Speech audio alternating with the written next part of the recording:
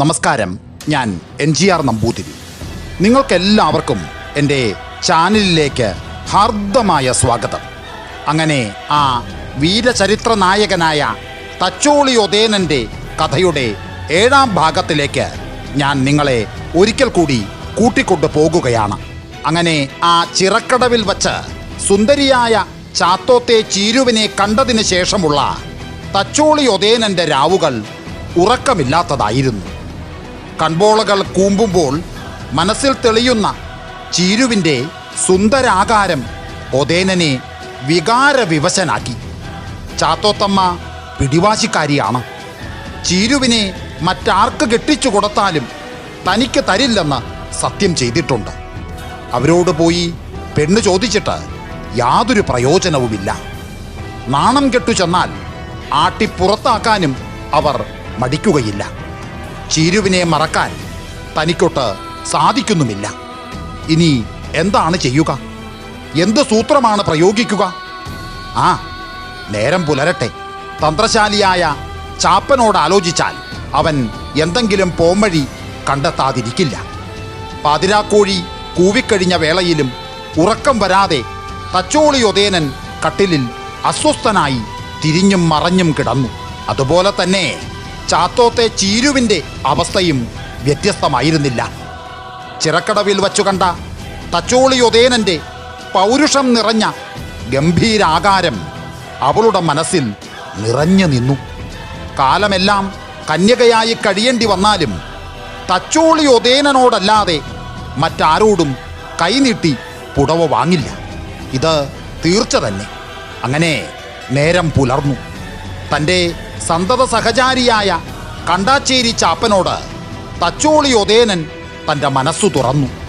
അല്പനേരത്തെ ആലോചനയ്ക്കു ശേഷം ചാപ്പൻ പറഞ്ഞു, ഇക്കാര്യത്തിന് എന്തായാലും ഇന്ന് വൈകുന്നേരത്തോടെ പരിഹാരമുണ്ടാക്കാം. ഞാൻ ചാത്തോത്ത് തറവാട് വരെ ഒന്ന് പോയി വരട്ടെ. ഇങ്ങനെ യാത്ര പറഞ്ഞ് ചാപ്പൻ ചാത്തോത്തേക്ക് പോയി. ഒതേനൻ പ്രതീക്ഷയോടെ ചാപ്പൻ്റെ വരവും കാത്തിരുന്നു. പൊരിവെയിലത്ത് ചാപ്പൻ ചാത്തോത്ത് ചെന്ന് ചേർന്നു. ആ സമയത്ത് ഉച്ചയൂണും കഴിഞ്ഞ് ഉമ്മറക്കോലായിൽ തൂണും ചാരിയിരിക്കുകയായിരുന്നു ചാത്തോത്തമ്മ. ചാപ്പ, ഈ നട്ടക്കണ്ടം വെയിലത്ത് കാലും തലയും പൊള്ളിച്ച് എന്തേ വന്നു? അല്ല, ഈ ചാത്തോത്തമ്മയുടെ കാര്യമാവുമ്പോൾ ഈ കണ്ടാച്ചേരി ചാപ്പന് വെയിലും മഴയൊന്നും ഒരു പ്രശ്നമല്ല. വീട്ടുകാര്യങ്ങൾ നോക്കാനും പുറംപണികൾ ചെയ്യാനും തണ്ടും തടിയുമുള്ള ഒരുത്തനെ വേണമെന്ന് ഇവിടുന്ന് പറഞ്ഞിരുന്നില്ലേ? ഉവ്വ്. എന്താ, ആളെ കിട്ടിയോ? ഉവ്വ്, ആളെ കിട്ടി. അസ്വലൊരാളെ കിട്ടിയിട്ടുണ്ട്. ആള് പൊട്ടനാണേലും വിശ്വസിക്കാൻ കൊള്ളാവുന്നവനും നല്ല സ്നേഹമുള്ളവനുമാണ്. എന്ത് പൊട്ടനോ? എവിടുത്തുകാരനാണ്? അല്ല, പൊട്ടനെന്ന് വച്ചാൽ സംസാരിക്കില്ലെന്നേ ഉള്ളൂ. ചെവി നല്ലതുപോലെ കേൾക്കും. ഇവിടെ അടുത്തൊക്കെയുള്ളവനാണെന്നേ. നമ്മുടെ തച്ചോളി തറവാട്ടുകാരുമായി എന്തോ ഒരു അകന്ന ബന്ധമുള്ളത് കൊണ്ട് അയാളെ തച്ചോളി പൊട്ടനെന്നാണ് എല്ലാവരും വിളിക്കാറുള്ളത്. എന്താ ഈ പറയണേ? തച്ചോളി പൊട്ടനോ? അങ്ങനെ ഒരുത്തനെ കുറിച്ച് ഞാൻ ഇതുവരെ കേട്ടിട്ടില്ലല്ലോ. അല്ല, അത് ശരിയാണ്. ചാത്തോത്തമ്മ കേട്ട് കാണാൻ ഇടയില്ല. ഈ പൊട്ടൻ വളരെ കാലമായി അകലെയുള്ള ഒരു നമ്പൂതിരി മനക്കിലെ ആശ്രിതനായി കഴിയായിരുന്നു. അവിടത്തെ വല്യമ്പൂരി മരിച്ചു പോയതോടെ ഇയാൾ ആ മന വിട്ടു പോന്നതാണ്. അത് ശരി. അപ്പോൾ നല്ല വൃത്തിയും മെനയൊക്കെ കാണുകയും ചെയ്യും അല്ലേ? അത് പിന്നെ പറയണോ? ചാത്തോത്ത് തറവാട്ടിലേക്ക് കണ്ട അണ്ടനെയും അടകോടനെയും ഒക്കെ ഈ ചാപ്പൻ കൊണ്ടുവരുമോ? നല്ലത്.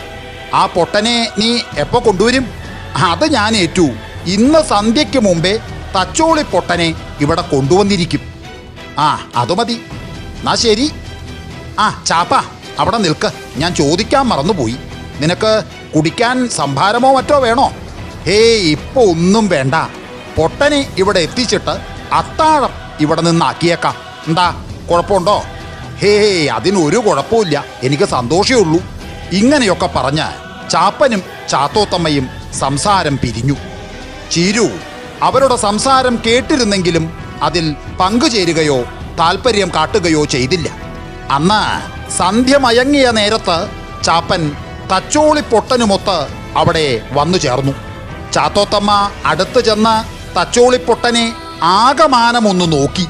നല്ല തണ്ടും തടിയുമുള്ള ചെറുപ്പക്കാരൻ. പക്ഷേ മുഖമാകെ ചപ്രച്ച താടിരോമം വളർന്നു നിന്നിരുന്നതുകൊണ്ട് മുഖശ്രീ കണ്ടറിയുവാൻ കഴിഞ്ഞില്ല. തോളിലൊരു മാറാപ്പും പഴയതാണെങ്കിലും വൃത്തിയുള്ള വേഷവും. ആളെ കണ്ടിട്ട് ഒരു മര്യാദക്കാരനാണെന്ന് തോന്നുന്നു. എന്തായാലും കുറച്ചുനാൾ നിൽക്കട്ടെ, കുറുമ്പ് കാട്ടിയാൽ പറഞ്ഞു വിടുകയും ചെയ്യാലോ, ചാത്തോത്തമ്മ മനസ്സിലോർത്തു. ആ സമയത്ത് തച്ചോളിപ്പൊട്ടൻ ചാത്തോത്ത് തറവാടിൻ്റെ ആകൃതിയൊക്കെ കൗതുകത്തോടെ നോക്കി. കിണറിൻ്റെ ആഴമറിയുന്നതിന് പാളയിട്ട് വെള്ളം കോരി നോക്കി. തൊഴുത്തിൽ എത്ര പശുക്കളുണ്ടെന്ന് വിരലുകൾ മടക്കി കൃത്യമായി എണ്ണി തിട്ടപ്പെടുത്തി.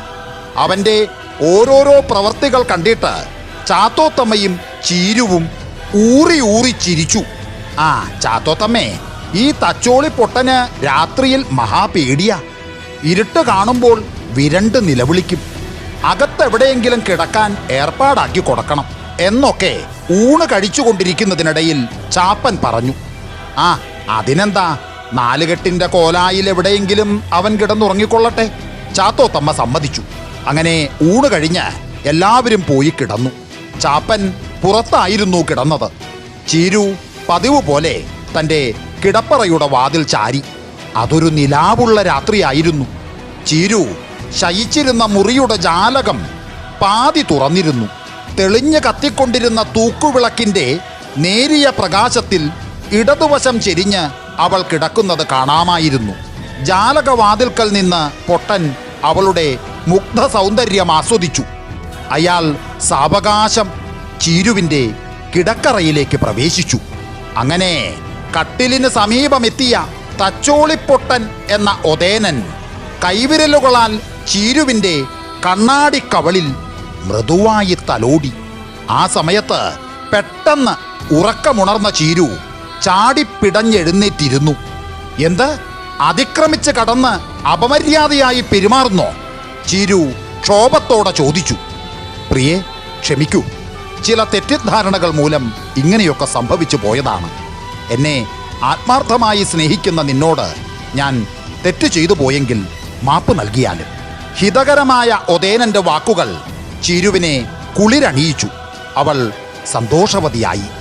അല്ല, അങ്ങ് എന്തിനാണ് ഈ പൊട്ടൻ്റെ വേഷം കിട്ടി അമ്മയെ വിട്ടിയാക്കിയത്? അത് നല്ല കഥയായി. അല്ലെങ്കിൽ എനിക്ക് നിന്നെ കാണാൻ പോലും സാധിക്കില്ലായിരുന്നു. ഈ തറവാടിൻ്റെ മുറ്റത്ത് കാല് കുത്തുവാൻ പോലും നിന്റെ അമ്മ സമ്മതിക്കുമായിരുന്നോ? അത് ശരിയാണ്. പക്ഷേ ഇതുകൊണ്ടൊന്നും അമ്മയുടെ കോപം ശമിക്കുമെന്ന് നിങ്ങൾ കരുതണ്ട.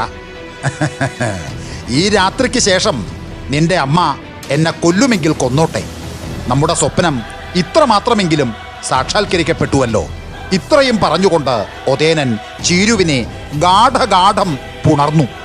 പ്രിയ കാമുകന്റെ കരവലയത്തിൽപ്പെട്ട് അവളുടെ താരുണ്യം ഞെരിഞ്ഞമർന്നു.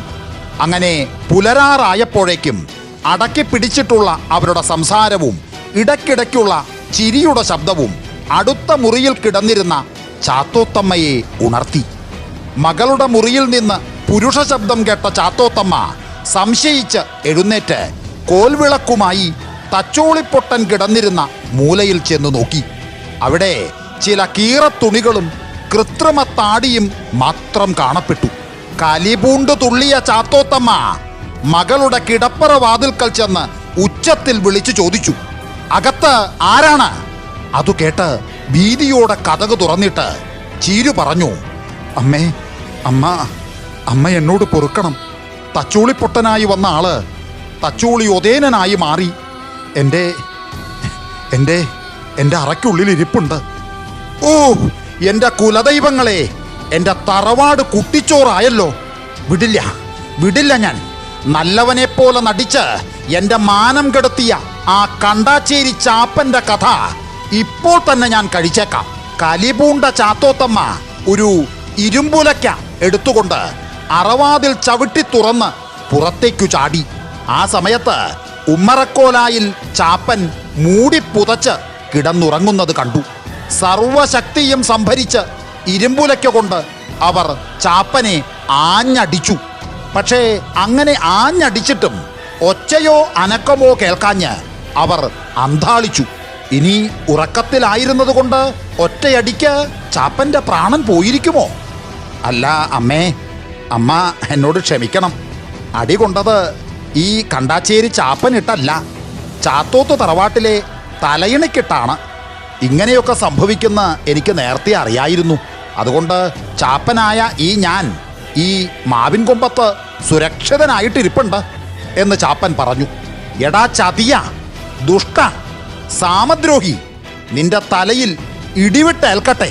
ഇങ്ങനെ പ്രാഗിക്കൊണ്ട് ചാത്തോത്തമ്മ ഇരുമ്പുലയ്ക്ക മുറ്റത്തെ തൈമാവിനു നേരെ വലിച്ചെറിഞ്ഞു. പിന്നെ മകൾക്ക് തച്ചോളിയോദേനനെ സംബന്ധക്കാരനാക്കി കൊടുത്തതിനുള്ള സമ്മാനം കൊള്ളാം. ചേരേണ്ടവരെ തമ്മിൽ ചേർത്ത ചാപ്പന് ഈ ശാപമൊന്നും ഏൽക്കില്ല.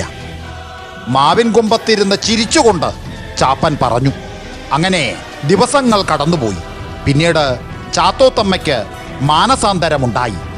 മകൾക്ക് നല്ലൊരു ബന്ധം കിട്ടിയതിൽ അവർ സന്തോഷിച്ചു. അവർ ശാപം മറന്നു, വൈരം വെടിഞ്ഞു.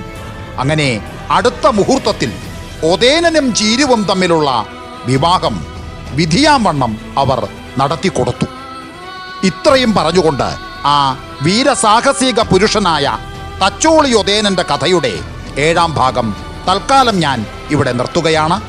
ഈ കഥാഭാഗവും എൻ്റെ കഥാപ്രേമികൾക്ക് ഇഷ്ടമായി എന്ന് ഞാൻ കരുതുന്നു. നിങ്ങൾക്ക് ഈ കഥാഭാഗം ഇഷ്ടമായെങ്കിൽ തീർച്ചയായും നിങ്ങൾ ലൈക്ക്, ഷെയർ, സബ്സ്ക്രൈബ്, കമൻറ്റ് എല്ലാം ചെയ്യുമെന്ന ഉറച്ച ഒരു വിശ്വാസത്തോടെ ഒരിക്കൽ കൂടി നിങ്ങൾക്കെല്ലാവർക്കും എൻ്റെ നന്ദി, നമസ്കാരം.